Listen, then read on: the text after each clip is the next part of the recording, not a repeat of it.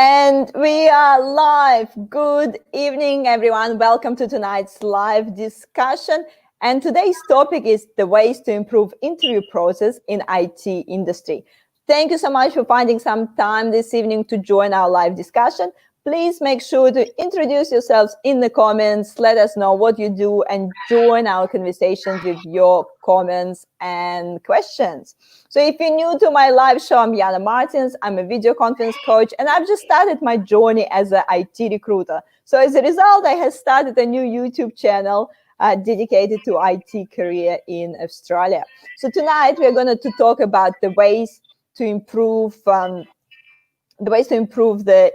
interview process in IT industry, and Vikas is going to share his valuable insights and real life experience when it comes to improving interview process. So there are a lot of articles and videos, information out there on how to prepare for the interview, but most of those concentrate on the candidate sides of you.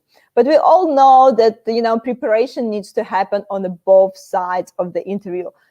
And today Vikas and I are going to talk about the interviewer and looking in interview process mistakes from the hiring manager perspective. So please take or share this video with your friends who need to hear this information. So before I'll pass it on to Vikas to introduce himself, I just want to quickly remind you that we're going live on LinkedIn, YouTube, and Facebook. So to watch replays, please subscribe to my new YouTube channel, IT Career in Australia. And I'm going live every Wednesday at 5:30 p.m. Melbourne time with the various experts from my network, talking about all the things about job search, IT career, and specifics of IT industry in Australia. So we're going to answer all your questions from all the platforms. Please make sure you ask as many questions as you want, but please stay on the topic. And, the most active participants might get some surprise at the end of the stream as well. So that's enough of me. I'm just passing on to Vikas to introduce himself. Hello, everyone. My name is Vikas Joshi, and I've been in IT industry for 13 plus years. And I've worked as a developer, worked as a tester. I've worked as a lead when I've conducted many interviews, hired many candidates. I've worked as architecture manager at different levels. So when Yana reached out to me with certain topics, so I thought this is very relevant. And being a tester, always in for quality assurance. And then what more if we can improve the quality of the interview process in the IT industry so that we get the right candidates and then do great stuff. Yeah, which is seems like a big challenge for a lot of companies. Oh yes, definitely. I mean, that's the entry point of everything. So yeah, that's the most challenging part. Yeah. And I guess, guys, whoever is watching us tonight, please let us know also, have you had a bad interview experience before? Yep. So please share with us, what do you think went wrong? What was you think can be improved? And, just basically your experience or, some strange question you've been asked or, whatever is come to your mind, please share us in the comments. We'll appreciate your input. So I guess because we want to touch on a little bit about what's actually happening before the interview and, why it's important to get, to get your baseline right. Right. So everything starts with a requirement, like be it any part of your life, everything starts with a requirement. Like if you want a car, you want a house or whatever it is, like there's a requirement. You need food, you need sleep, right? Everything starts with a requirement. So if you're clear with your requirements, then you know what exactly needs to be done. So in a job interview, we call it job description. So what exactly is the requirement? So the more clarity we have with the job description, the easier it makes for the rest of the things that are coming along. So yes, so have the right job description, which is clearly stating what the role is all about, what we need to do, what are the skills that are required. So these are the things which we have to be very clear upon. If there is any vagueness, if there is any generic job description, it'll create a lot of gap, and then it'll call a lot of unwanted attention, and then a lot of unnecessary stress. So yeah, which we'll probably talk about in the eventual stages before we come to selection or rejection of a candidate. Yeah, definitely. And I think this is a great picture. I love this picture about IKEA interview. I just hope they actually hiring the person who will be putting chairs together and not the admin person. Exactly. Which is like, I think the image just depicts how a job description should be. Like, if you fix it, you're hired. If you can't, then no, not really. So it's very, 0 or 1 kind of a situation. So we need such job description which says, if you clear these steps, then yes, you're hired. It's as simple as that. Yeah, and then basically it's the first point of the hiring process anyway. So yes, obviously, we start the job description. We're trying to narrow it down because, there's a lot of nice to have things we can put in a job description that probably maybe not even that important for for this role. So obviously, like cleaning up what's nice to have and what must to have. And before we even start the interview process, I guess we need to look at the resumes as well. Yes. So as we talked about the job description, the requirement. So a good start is half done. So next step is picking up the CVs. Now, if the job description is very specific, only specific number of people will apply for the role. They'll, create the right cover letter with the mentioned skill set. But then if it's generic, people will say, oh, you have listed out literally all the skills that are out in the market. Then here is my generic CV, generic cover letter, which I'll be sending across. So what it will cause is a flood of CVs for the recruiters, which is good in certain ways. They can say, oh, we have gone through so many CVs, but then how efficient will the process be? So it is a bit questionable. It'll be very hard to pick the right CV in a heap of CVs. I know keyword searching is what usually most of the recruiters do. They say, these are 10 skills which are listed in job description, which are very vague in nature, very generic in nature. And then this person has maybe 80% match. Then let's pick this person to get an interview. So which is, I wouldn't say may not be the most efficient way to, start the process. But then if there are specifics with the job description, specific people will apply. They can create exact content in their cover letter saying, okay, these are the things which I have worked on. This is where I have worked on. This is the relevant experience. And then that, makes the whole process of picking the right CV much more easier. So step 1 taken right, the step 2 is much better. But then if step 1 is not very right, then step 2 will be much more chaotic. And definitely, I guess we can talk like forever about like job descriptions and different resumes and the types of cover letter, but I guess it's not our the concentration for tonight. So we really want to like dig into this interview process. And so Vikas, what about you? Like, how many interviews you attended during your IT career? I mean, I would say in a span of 13 years at least. The good side of things was like wherever I attended, most of them they have hired me. So I didn't really have to go through the whole process. So just for this particular talk, I attended more interviews just to get rejected. So I didn't give my 100%, but then whenever I did, I thankfully was hired. But then because during this, before this talk was planned, or rather when it was planned, I kind of attended a few interviews with where I didn't give 100%, just to see if a candidate doesn't give 100%, how well exactly a person can clear it off. So it's a bit tricky. So I would say at least I would have attended 12 20 to 30 interviews in the last 13 years. And I would say most of them I had cleared. Some of them, I would say, job offers on the same day. So I had to let go one of them. Probably we'll talk about, letting go of a few of the job offers later on. But then mostly, each interview was a learning experience. That's how I'll put it. So that helped me come up with this content for this particular talk.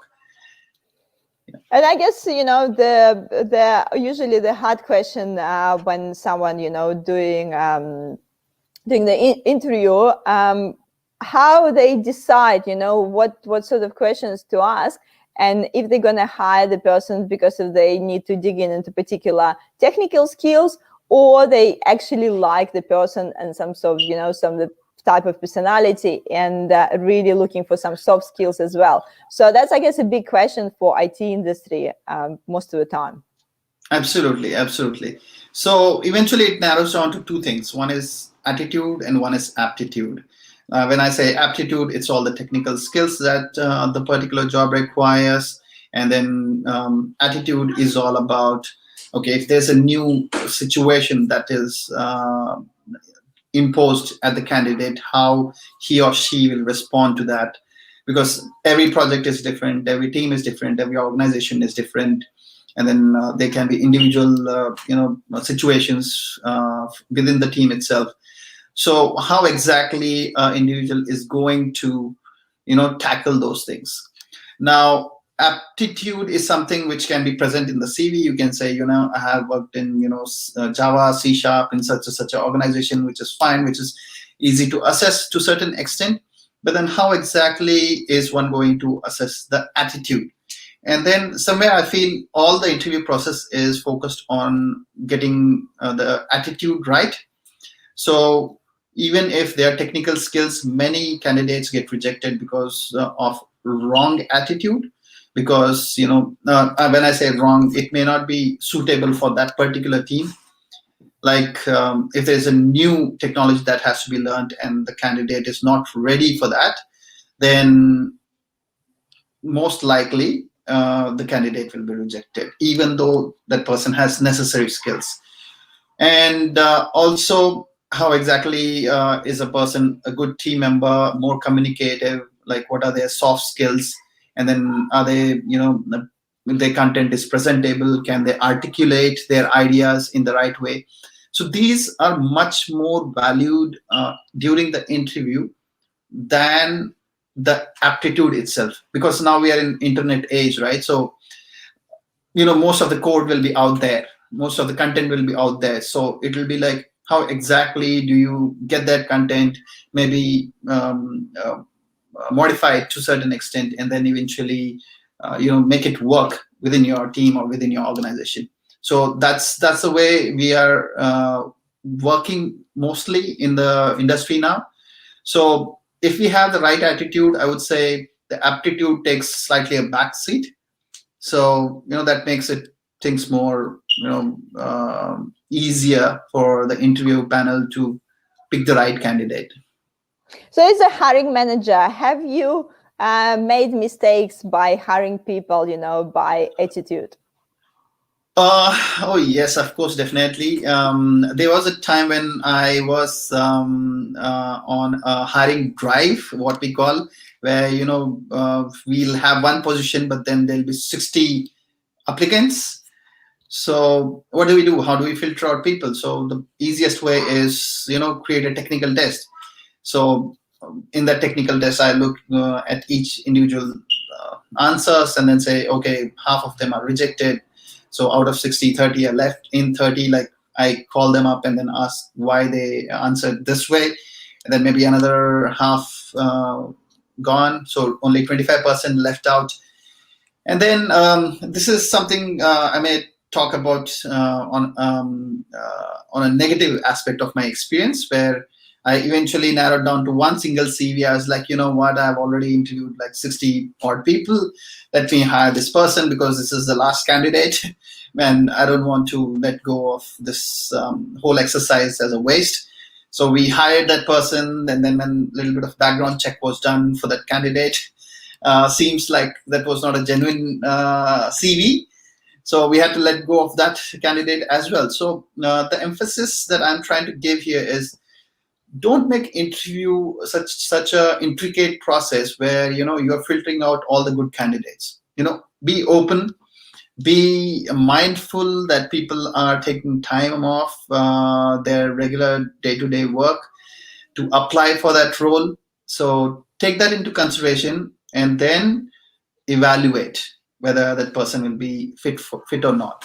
And then be open. Like, you don't have to be so strict, which I was in my past, but then eventually I realized, no, we need not take that approach. Have a specific job description, get a minimum number of CVs, pick the right CV, interview the right way. Don't have to, don't reject people for the sake of it, but then rather, look it from a positive way, why I should be hiring this person instead of rejecting that person.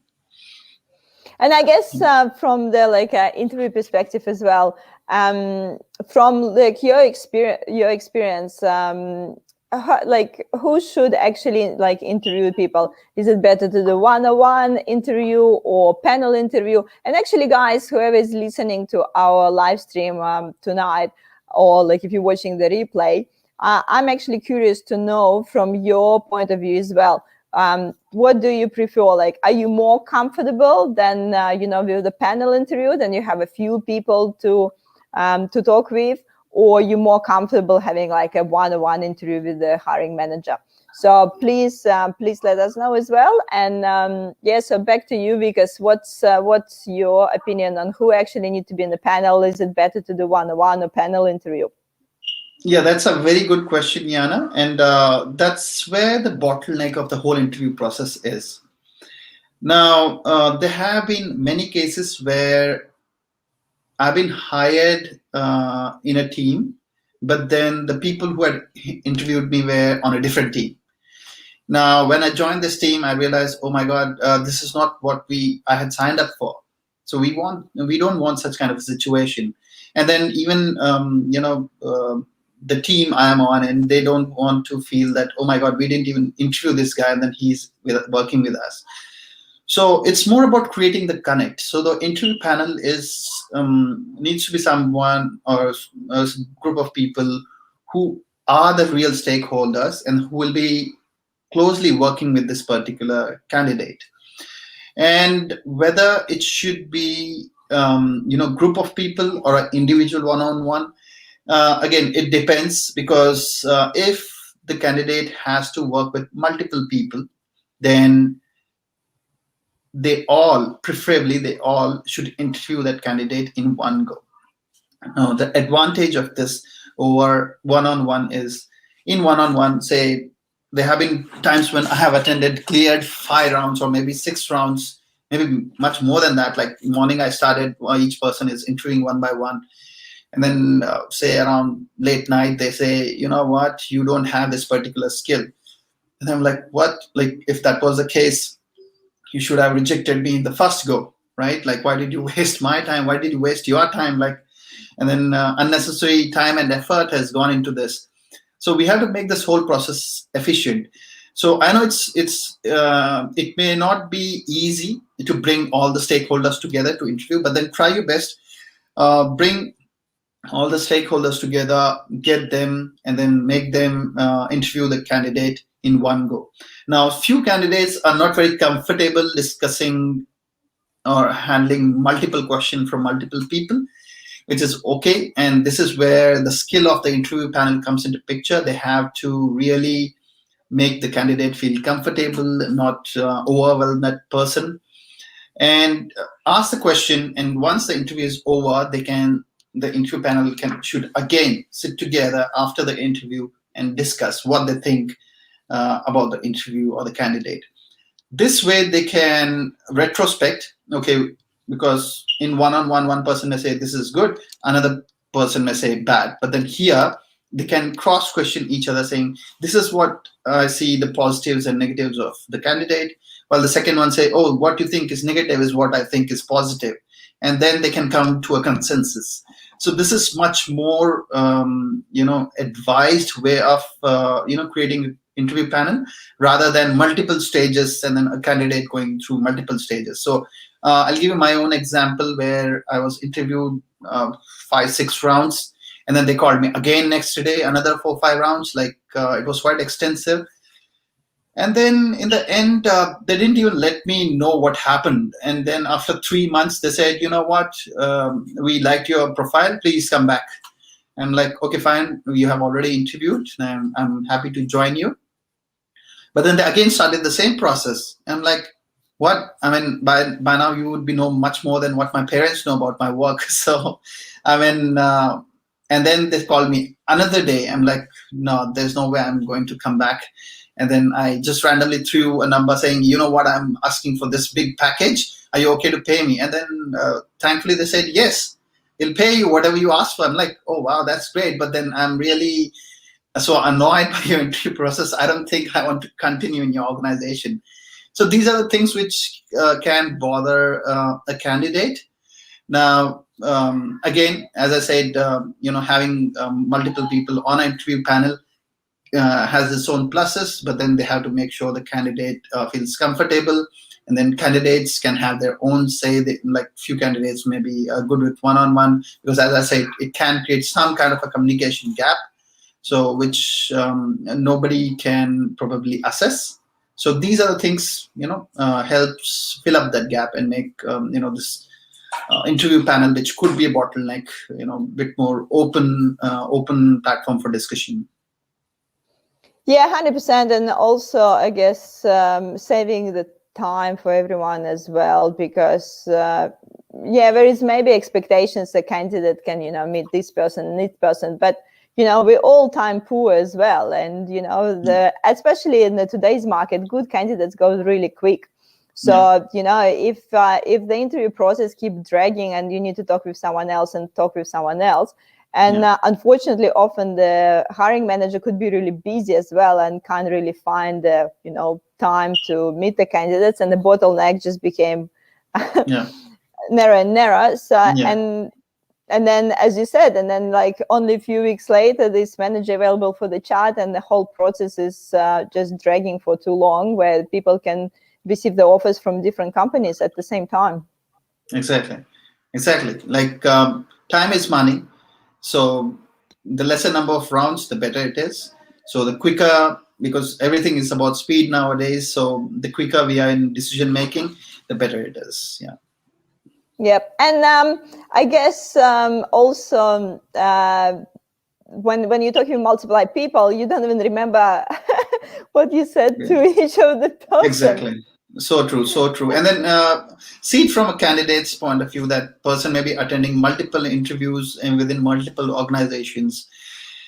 And then if there are too many rounds, then, it'll become very hard for that person to remember, oh my God, what did I speak to this person and what the role is all about. And then, it can be quite a chaotic exercise all through and through. Yeah. And also, I guess you wanted to mention about some of the questions that are good to ask during the interview as well. So do you have your favorite questions, and what do you think is a good questions? I would say, this is where the tables turn, right? Like the candidate has gone through, the whole process of, applying for job, selection through CV, getting interviewed, and maybe certain technical tests. Maybe that is something that I can touch upon, like why the technical test is there. Like sometimes the technical tests are there for the sake of, seeing whether, okay, this person has written Java here in the CV. Does this person know Java? Now, sometimes it's because of shortcomings of the lead or the managers, because they're not technically good. They want to say, okay, I need to assess this person, so I'll give this sample exercise. And then if they're satisfied with it, then they call for the next round of interview. Now, again, there are certain pluses and minuses for the technical test. Like nowadays, the code is there, out there in everywhere. So people can use that code and, put it in their program and display it. But then what's the purpose of it? Like, if you have to really assess a person technically, you can have certain live tests or look at certain videos or certain Git repos which are shared, so that will give an understanding of the candidates from a technical viewpoint itself. So there are multiple ways to do it. Technical tests may or may not be the best criteria. And then in the technical test, again, they have to be very clear what they expect. And then there have been times when they ask me, do this. Like, okay, a few minutes later, I've done it. Like, no, we wanted you to do some unit tests as well. We wanted you to do these tests as well. I'm like, okay, but then you didn't say that. Like, no, but that's what we expect you to do. So I'm like, okay, but then why are you assuming that I will do it when you didn't even ask me to do it? So these are things which we have to be clear about. So we have to be, the same thing what applies to job description, be as clear, as discreet in your requirements. Same with the technical test, be very specific. What do you want? What do you expect? And then do tell, these are, the criteria on which we are going to judge your code, so that we can spend more time on that. Because some people can do, a few things in few minutes, basic stuff, and then it may take few days to get it right. So how much time a person is going to spend on that? Now, coming back to the next question that you asked, was turning the tables. Now, when it comes back to, I guess let's the technical test. I just want to, touch on it a little bit more. Sure. Because I think, you mentioned about the purpose of the test, but it's actually, I'm actually also curious about who usually writing these technical tests. Because, we mentioned before that, sometimes people who interviewing the person actually not the ones who wrote the job description and not the ones who shortlisted the people, and then they interviewing the person. So what's happening with the technical test? Like, who's usually responsible for the technical test, and who's actually checking that this technical test is directly applied for this position or not? Or is it just the general one? So how usually the organizations go about it? Yes, that's a very good question, and thanks for asking that, because I thought like maybe I skipped that part. Yes, definitely. So there are usually certain people, who just create an organization-wide test, and then it may not. It usually doesn't have anything to do with what the work requires, and then usually they give a choice: pick up language of your choice, do it. Okay. Now, this kind of creates a vagueness. Usually, there are certain practice teams who are setting guidelines within the organization. So they come up with these standard tests, saying that, whoever clears these tests can go for the next round of interview. And then those tests are usually very generic in nature. And then, each individual has their own skills, their own way of designing the solution, different amount of time they can spend to create those solutions. And then eventually it goes either to the same practice team, or maybe to one of the developers or testers within the team to evaluate it.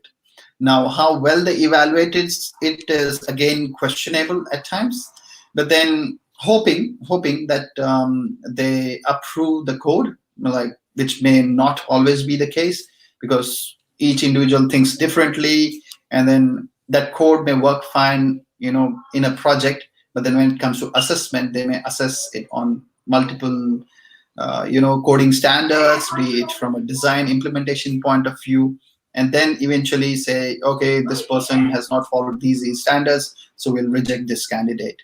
But then if you go by design standards, that code may be much well written with, thinking about future requirements and whatnot.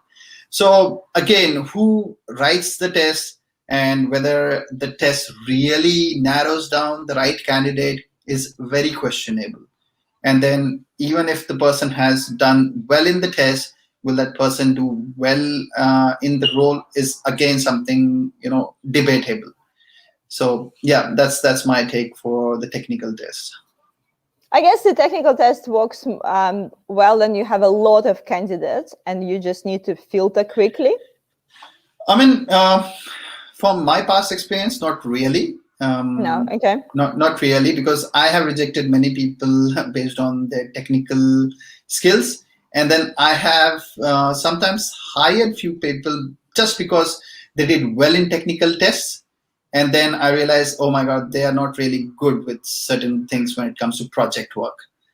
So because the tests are very, very minimalistic, very ideal in nature, saying, there's certain API, please do such and such a thing with the API, which is chapter close. But then when it comes to much more detailed project work, like that test doesn't, is not significant at all. So I would rather prefer, there have been interviews where people have asked me to write a quick code, right? Like quick code, pick up your language, pick up your, IDE, write this particular code to do something, just to assess, okay, how the person thinks, and then how exactly, whether the person is reaching out to Google, and then how exactly they're using that particular code, which is fine. Like, because in real life, that's what people are doing, not like they're gone are days when people would remember everything about programming. Now people do refer to internet, which is why internet is there. Refer to internet, get certain ideas, and then implement it and make it work. So yeah. Yeah, so I guess there's a lot of layers on the technical test as well. But I guess the biggest question is the purpose. Is it actually reflecting on what they're going to do in their future role or not? Nick have a question actually. Nick is asking, thank you, Vikas. He's asking, which questions do you ask to assess attitude? I mean, I would say, even if you ask people about their past experiences, right? Like, tell me about a situation where you thought there isn't a solution that has been implemented. Like, what was your take on that? Or you can ask certain hypothetical question, be it technical or non-technical. What exactly are you going to do given this situation? Like, say there is a critical defect in production. Okay, how do you handle it? Okay, how do you raise flags, and whom do you reach out to? And then what is that your contingency plan? What is your mitigation plan? So these are a few questions that you can ask an individual, and then you will definitely get something out of that person, and then which need not be 100% right, because it's a hypothetical question, and then you will probably get hypothetical answer. But then if you ask questions about their past experience, when was the last time you raised a critical defect, say from a testing point of view, you identified a critical defect, and then see how critical was that, and then was it a very edge case which would happen rarely in production, and how did they handle it? So these are few questions which can help assess the attitude. And then one more thing, you can assess the attitude from the CV itself. If you see certain words repeating in the CV, I did this, I created this, I found this, I taught so many people, I trained these people, you can clearly find out how passionate a person is about something. You can easily identify those traits. So that's why I say scanning through CV is very critical. Not only find the technical skills, but also look for those verbs which may matter in coming days. So that's how I would assess the attitude of an individual. And then of course body language is something which can be questioned. Sometimes people are sitting like this and answering the questions. But then again, how you interpret body language could be dependent on how the interviewer is questioning as well. So these are a few things which will help you assess individual person's attitude. Yeah. I guess, like you mentioned a few things about, trying to find what people are passionate about. I to be honest, I just like to ask people, like, what are you actually passionate about? What excites you? And it's a, seems like a simple question for me anyway, but some people just get completely stuck on that one. Exactly. And also, I guess a lot of companies, as you mentioned before, they're looking for someone who willing to learn, because like a lot of technical skills can be picked up as again, as right, the person have a good base and the right attitude. And I think like another question that could be really simple and powerful is just ask people, how did you learn it? Like if they're using new tool or skill, and ask them about like, how did you learn it? How did you use it as well? Because it can also show you a bit of a story, how this like, if the person actually curious about something, are they eager to learn, are they researching it themselves as well? Yes, definitely. I think it's like the more keenly we observe, like be it CV, be it somebody's online say LinkedIn profile, or any social interaction, or any technical videos, or any non-technical videos for that matter, like you can easily assess. So it's all about the observer keenly observing, and then have the right attitude when you're looking at the person next to it. Try to create a connect with the person rather trying to judge the person. So that'll help a person. Like if interview panel is busy judging you, or trying to reject you upfront, then the candidate can sense it. But then if you're open, saying you know what, I don't know whether I'm going to hire you or not, just be yourself, and then answer my questions to best of your knowledge, and then based on that we'll take a call. So try to create an environment within the interview, a very productive one, very cohesive one, where the candidate opens up, shares their passion, be it technical or non-technical, and then you make up your mind. Like if you're on an interview panel, just decide, like I have been hired in few roles because they saw a few of my YouTube videos, and then some people look at your recommendation on your LinkedIn profile or other places, something of that sort. It's a world out there, like, and internet is all about opening up and then creating platforms where which will help assess a person better than what it used to be earlier. Nick actually have one more question regarding the questions and answers. What is your favorite answer to situational question you received? Something that really stuck with you? Do you remember any example of the really good answer? I mean, I would say rather than situational question, there were a few puzzles that were asked. This was, at a very big company, and they had asked me a few puzzles, and then somehow that was totally different. And then I was able to answer those puzzles, and I'll take two simple examples. Like, how do you cut a cake into 8 pieces within 3 cuts? Can you think of it? I know. You know it? Okay. Yeah. Okay, so something like that. And then horizontal. Yes.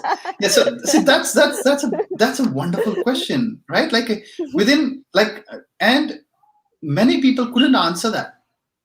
They would draw on a paper. I asked the same question to many people. I give them a paper and pen just to make it tricky, because the moment you give them pen and paper, they start thinking 2D, right? So, but then the answer is out of the paper. Like you have to imagine how the cake looks like, and then how exactly can I cut it.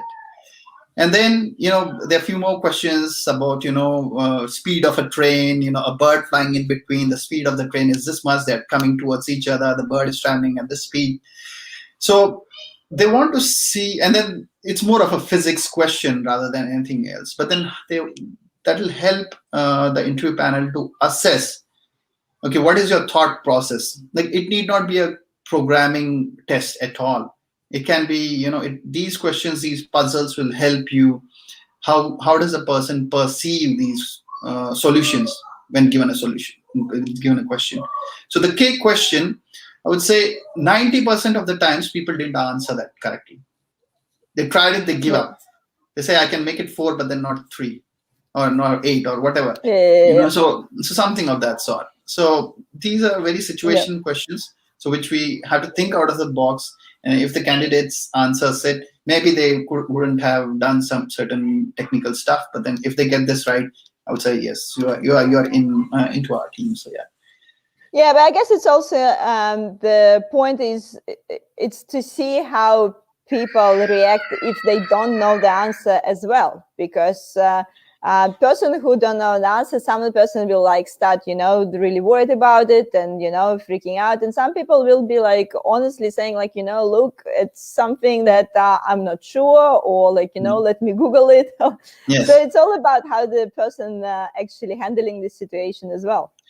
Actually, yeah, that's a very good point. See, nobody's perfection. No, nobody's perfect, right? So perfection is something which is just doesn't exist. Okay, so but then we try to achieve perfection. So the most perfect person is who has accepted the imperfections, right? So the moment you know what is not perfect in you, you look out to perfect that. So if you don't know the answer, either you say I don't know, and this is where I can think of finding a solution, but then this is my way. So try to be the best when you don't have the answer. So you don't have to panic. This is again a attitude situation where a question is given and then person is like drawing cakes multiple times and then doing 3 cuts and then not getting the answer. They're like, no, I don't know what the answer is. And then that's fine, but then try to do it in a very elegant way.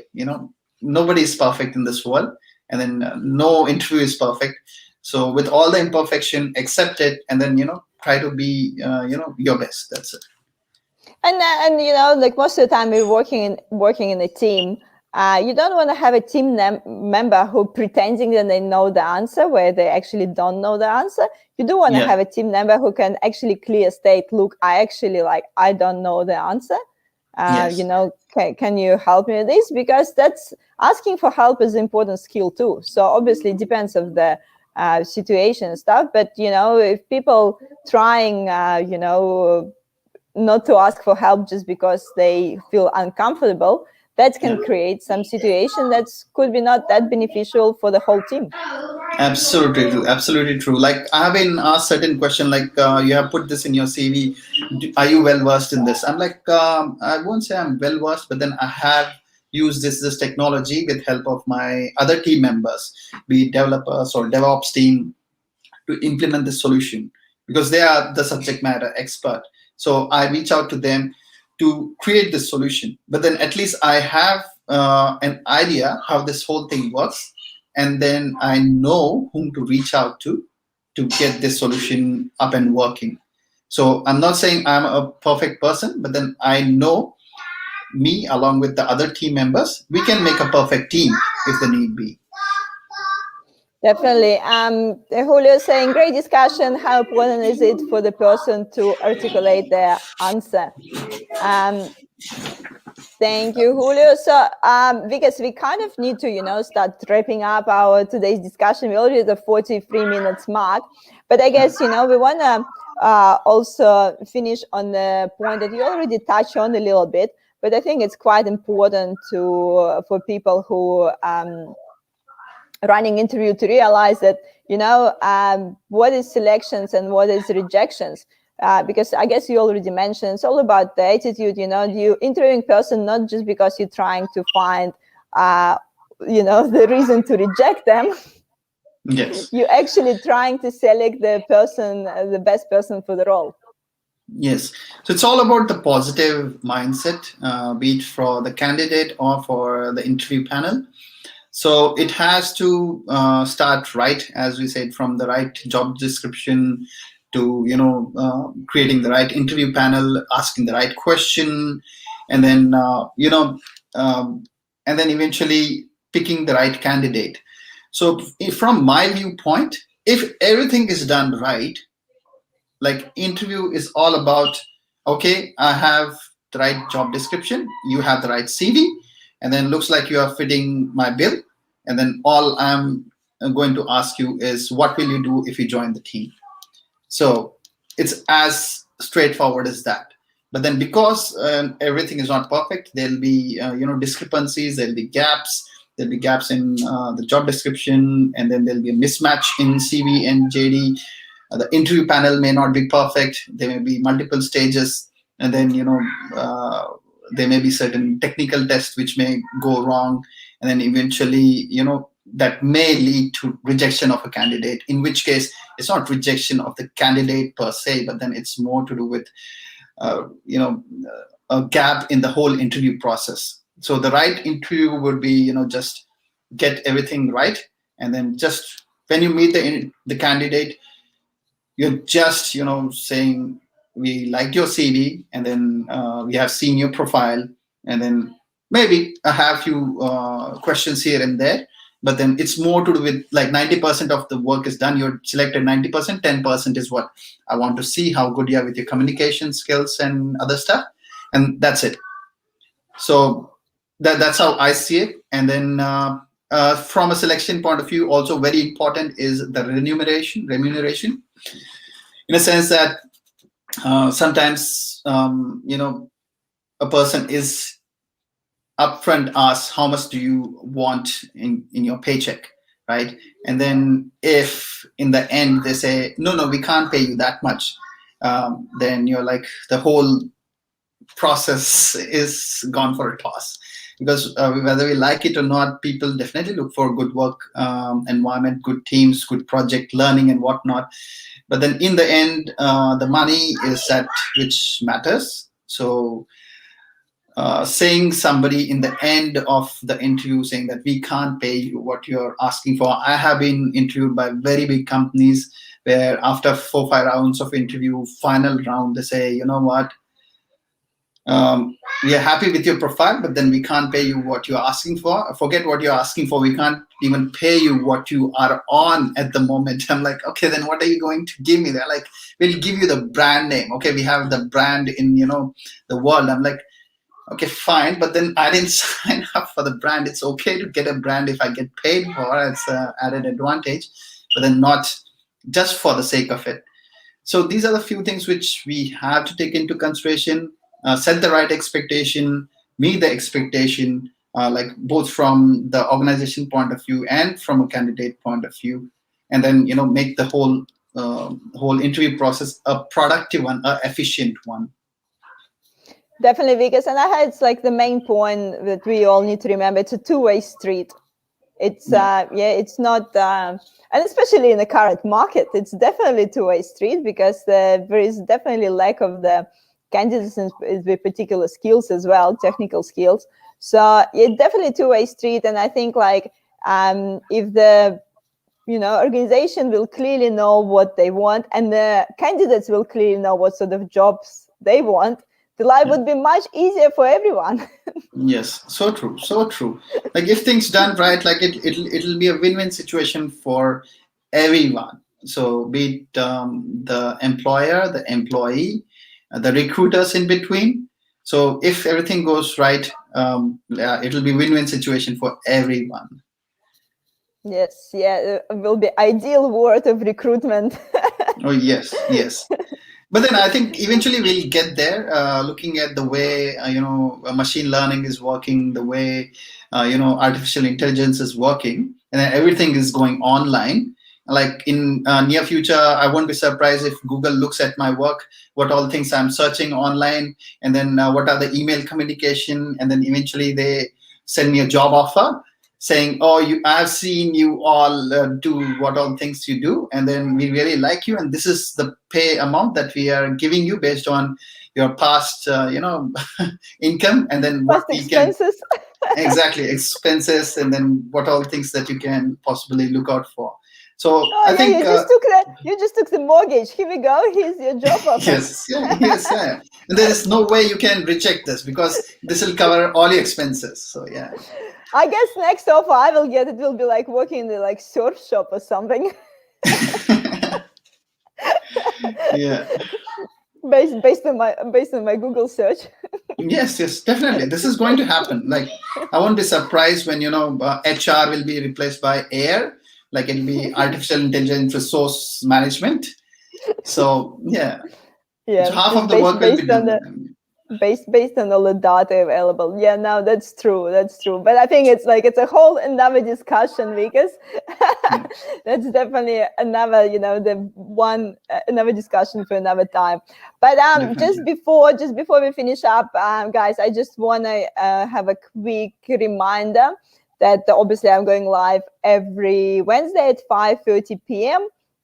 So next Wednesday we have Nick talking about how to navigate your IT career in times of COVID.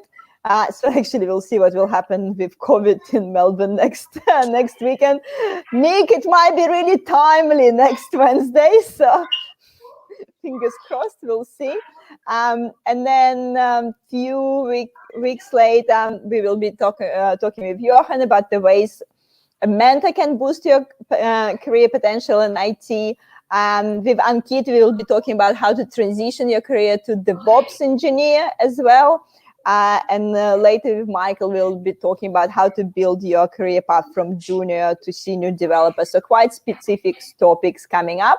So make sure to stay with me. Make sure to subscribe to my new YouTube channel, IT Career in Australia. So as I said, we're going live every Wednesday at 5:30 p.m. Melbourne time.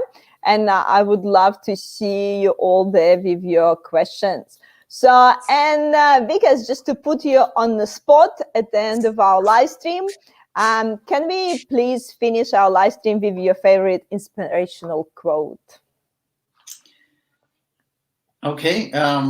For me, favorite inspiration quote is something that I created for myself: quality with speed. Okay, so that's it. Like, there's no elaborated quote, but then it's just quality with speed, and that's what matters in the present world. Like, be it at individual level, or be it at a team level, be it a organ level, or be it whatever level you talk about. It's all about quality.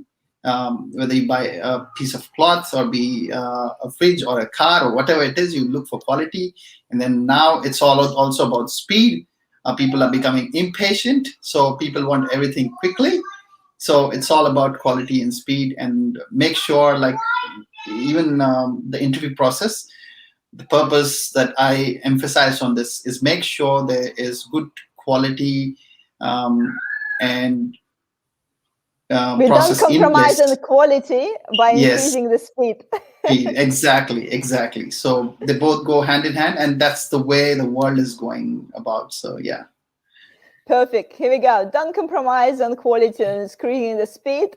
And Nick also saying, let's hope my talk will not be relevant next week. I hope so, Nick, as well. Let's see how this MCG test will go today. So fingers crossed. Not going to talk about COVID career next Wednesday. So thank you so much again, Vikas. Thank you for your time. Thank you, everyone, for joining us tonight. And I'll see you next Wednesday.